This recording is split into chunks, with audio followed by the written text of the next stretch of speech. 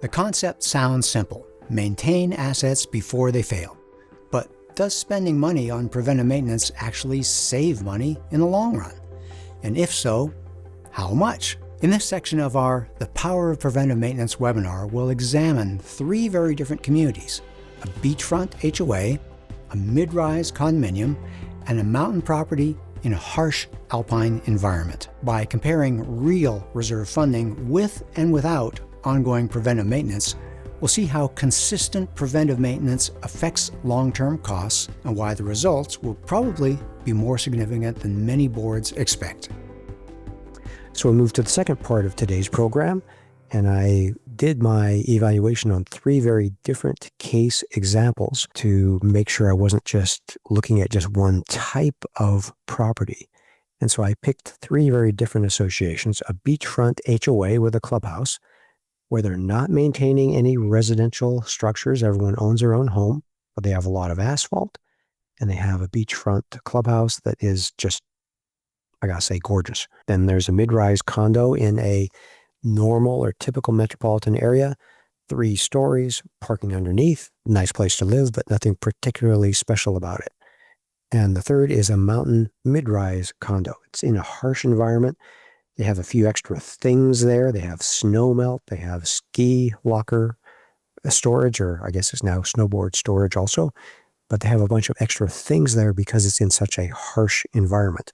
And a roof there doesn't last as long as it does in a more temperate environment. The rules I gave myself in doing this: no goosing the effect of preventive maintenance. I wanted to see very normal-ish type numbers. I wasn't going to be aggressive trying to push results. I just wanted to find out, is this a big effect or a small effect? And that's exactly what I'm going to tell you today. Just normal preventive maintenance an association could and should do. Nothing really weird or atypical. I, coming into this, expected that not all components would be affected. There's some that are driven by age and time, and there's not much you can do about it. So preventive maintenance doesn't really help on those. And I also gave myself the rule, no usage-related adjustments. Like, I wasn't going to say you can make the elevator last a lot longer if you all take the stairs. So I'm not dealing with changing human behavior at your property. And I figured that the project cost is the project cost. I wasn't going to, again, goose the analysis by saying that something will cost less one way versus the other way. When the roof fails, you need to buy a new roof, no matter if you did preventive maintenance or not. You need a new roof. And so how do we measure results? Well, I chose to use what we call in the reserve study industry, the deterioration rate. It's the cost of the project divided by the number of years that it serves the association. And I did that for the normal reserve study, and I adjusted some of the useful life values as they were well maintained, line by line by line. So some projects could be the same cost, but over 20 years versus the same cost over maybe 25 years, which results in a lower cost per year to the homeowners because you can spread out that cost. So it's the same project, just if you can spread it out and get more years out of it, you're doing it less frequently, and it's going to result in lower reserve funding requirements. So let's jump right in. First one, beachfront HOA. This is an example of the analysis I did. I don't expect you to really see all the numbers, but I want to give you a flavor. There's the useful life, which was taken straight from the reserve study, and the replacement cost, again, taken straight from the reserve study. And some of these, I asked myself, if they maintain the project well, could we have an extended useful life, a maintained useful life? And those are all shown in green. Some of these don't make a difference. They're going to repair the sidewalks every 2 years. That's driven by tree roots. Not a lot you can do. You could actually argue that this is a preventive maintenance project all by itself. Another one down here, the furnace. This is in a warm area in California, so the furnace doesn't run really very much. And so you probably could do something to it, but it's still just plain going to get old at the end. But there's a number of projects that you can see. Beachside clubhouse deck. If they sweep it, if you hose it off regularly, I felt for sure that they could get 20 years out of it instead of 15. And the same for the street side. It's a salt air environment. If you sweep it and hose it off regularly, it's going to last longer. Lots of these little things that'll all sound very reasonable to you is what I am hoping. The handicap, again, it's a simple kind of thing. Sweeping it and hosing it off, the handicap ramp, it's going to serve you longer than if you just let it sit there and gets beat up. The sun, the wind, the rain, and the leaves, everything accumulating on it. So it's just going through kind of carefully. Some of the projects I was able to give an extended life on, some not. And here's another page worth of projects. Downstairs floor seal and resurface. Couldn't really do anything to it. It's just primarily age driven. The kitchen fridge, primarily age driven. Not really much that you do to a refrigerator other than, wow, is there anything you do to a refrigerator? I know we wipe ours down regularly at my home, but looking at just normal maintenance, if you just take care of the vehicle gate, you're going to get a couple years more out of it. Just some really actually some small tweaks. But when you put all these together, the original reserve study said that all their assets are deteriorating at the rate of $176,623 per year. Okay, about $175,000. But if you do the preventive maintenance and you're able to stretch the useful lives a bit, about down to $150,000.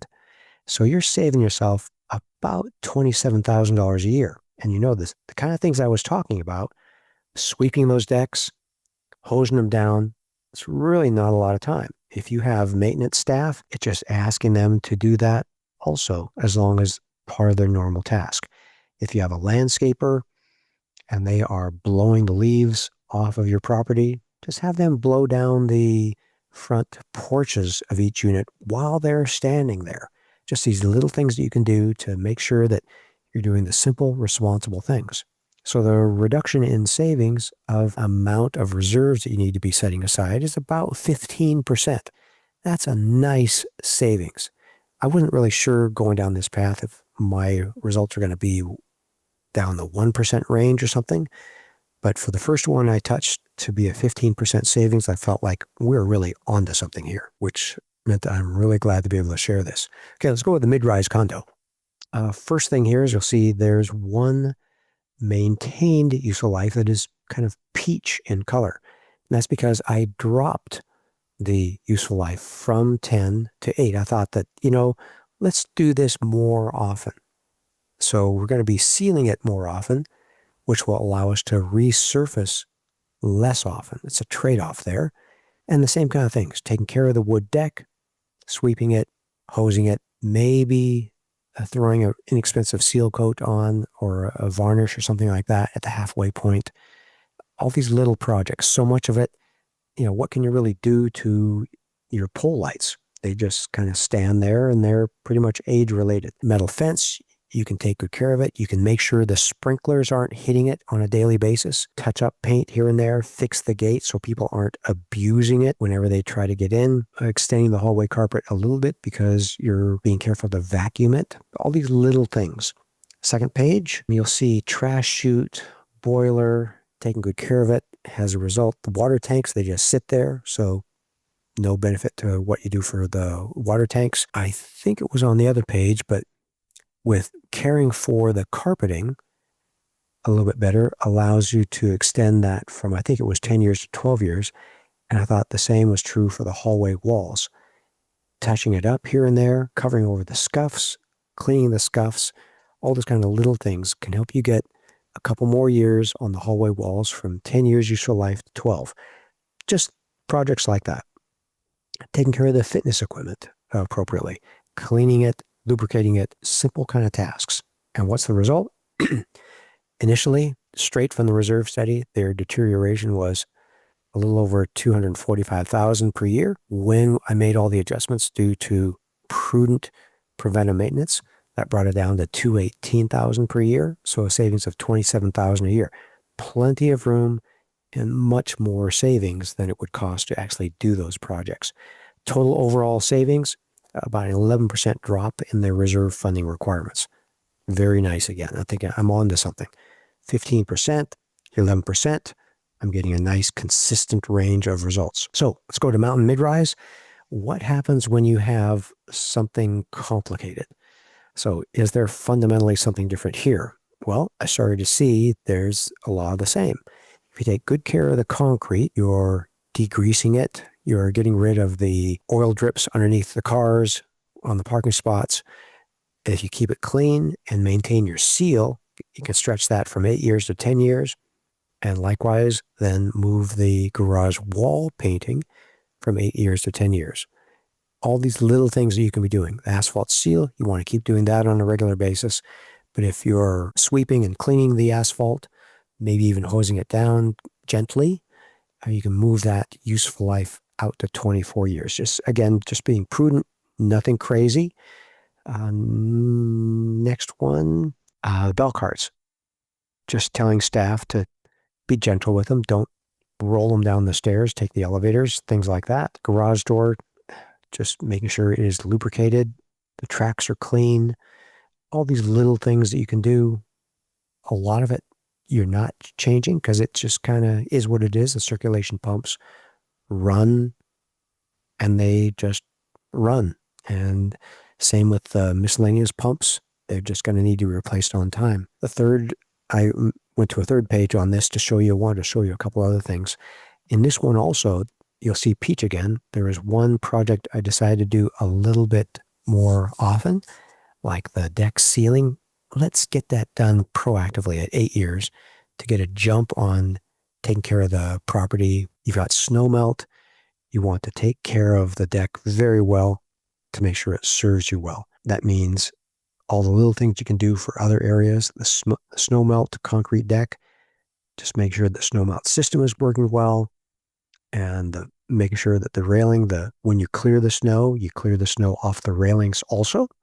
Again, not a lot of special stuff, but when you look at it, original reserve funding was about $244,000 per year. Adjusted reserve funding was down to $220,000 when I was able to reasonably believe that those projects were going to last longer. Funding for this project is about $24,000 a year. Again, significantly less than it would cost you to get any of these projects done. A lot of these preventive maintenance projects are just caring, just getting the project done right. When you're moving the snow off the walkways, make sure you move the snow off of the railing also. Just the little things that you would do to care to make sure the project is done well. And you saw a lot of projects that were primarily age-driven, and so there were a lot of projects that weren't affected. So the reduction in reserve funding here was just a hair under 10%. So I felt like I've got a stable situation, results of, 15%, 11%, and call it 10%. So we're seeing consistency here. At Association Reserves, we make the present less stressful and the future more secure. If you want to join us in this mission, please like this video and subscribe to our channel. Leave a comment down below on what you'd like to see us address in a future video. Let's plan for your best future.